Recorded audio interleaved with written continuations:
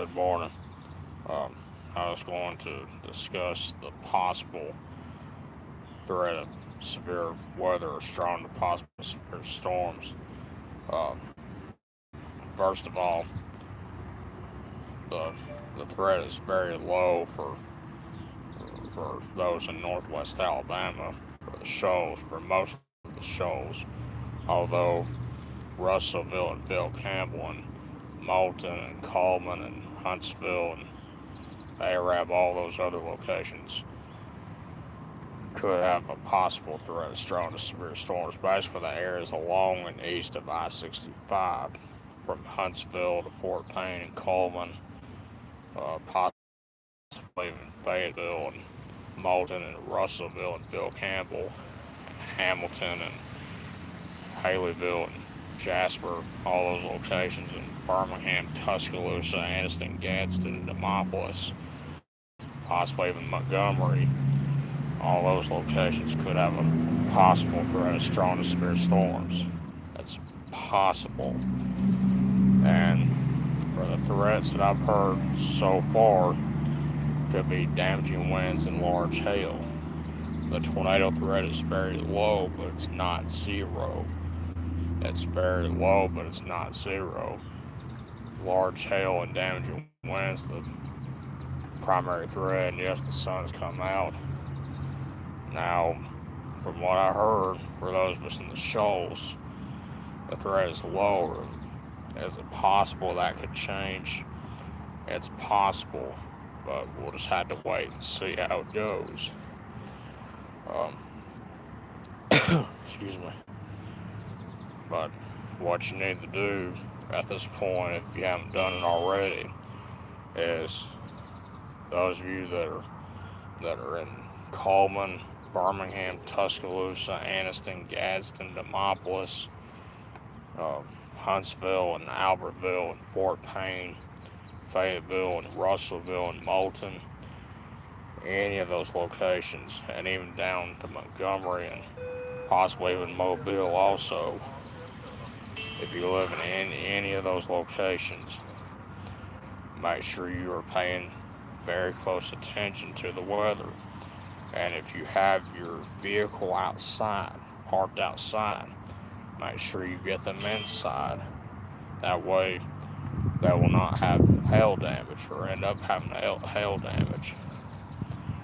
Because large hail is possibly possible and perhaps even likely with the threat of strong, possible threat of strong to severe storms today and perhaps even tonight for those around Coleman and Birmingham, Tuscaloosa, Anniston, Gadsden, Demopolis, and perhaps even Russellville and Phil Campbell and uh, Hackleburg, Hamilton, Moulton, Decatur, and in all those locations.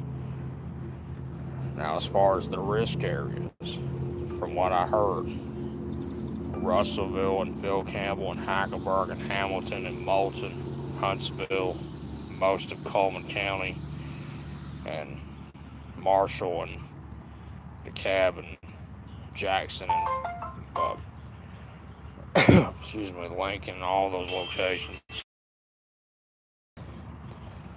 Uh, Most of them are in a marginal risk.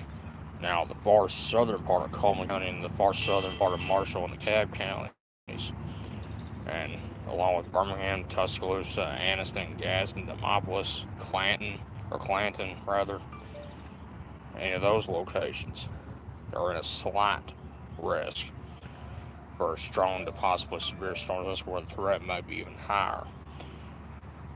Now, having said that, when it comes to the warnings, don't worry about what risk area you're in.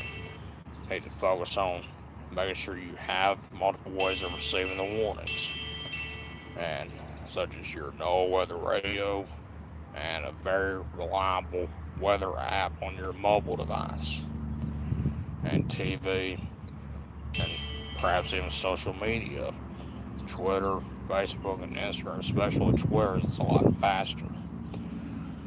And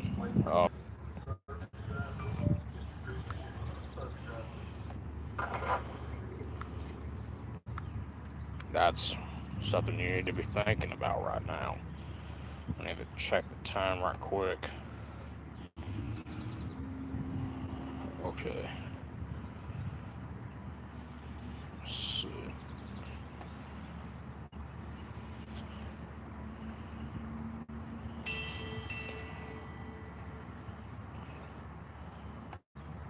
Let's see. Just make sure I'm not missing anything. Doesn't look like I am.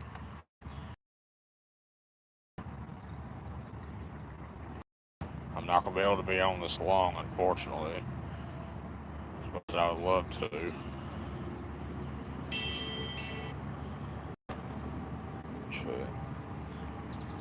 Ooh, didn't do that. Yeah, make sure you have multiple ways of receiving the warnings. A no weather radio, and a very reliable weather app on any mobile device you have, and TV.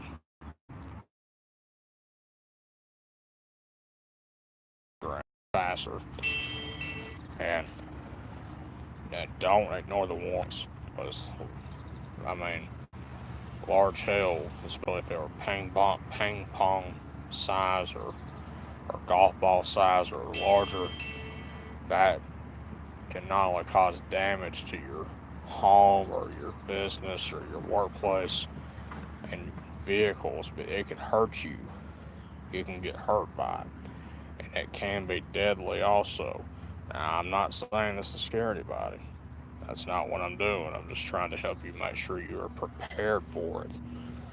I promise I'm not trying to scare you or nothing. I'm just trying to help make sure people are aware of the situation. Is it going to be like what we had back on March 19th of last year? Absolutely not, but it really doesn't matter.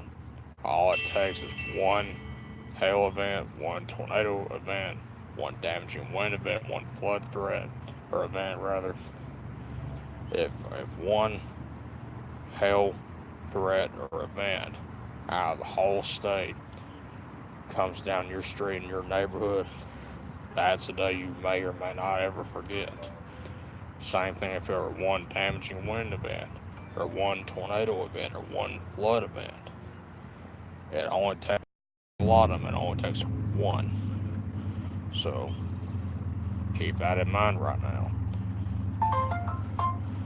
Okay, I'm gonna have to end this video right now, but just pay attention to the weather. Don't panic. The tornado threat is very low, but it's not zero. Damaging winds and large hail is the primary threat from what I've heard already. So, again, if you have a vehicle that is parked outside this morning, as far as the time goes, from what I heard James Spann talk about, it might be 2 p.m., from 2 p.m. to possibly 7 p.m. That's what I heard, but keep checking back if you're on your local radio or local TV station for more information, and don't ignore it. Do not ignore it. Pay very close attention. If a warning goes out, seek shelter, and you'll be fine. There's no need to panic. Just be prepared for it.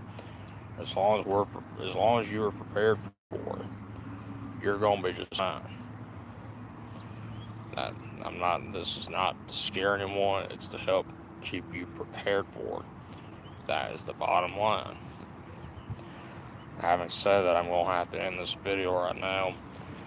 If I can, I'll do another video later on this afternoon. If I can. If I can't, just bear with me. But we'll see how it goes. Hope you have a wonderful day. Stay weather aware. Hope to see you at McDonald's today at 10:30 a.m.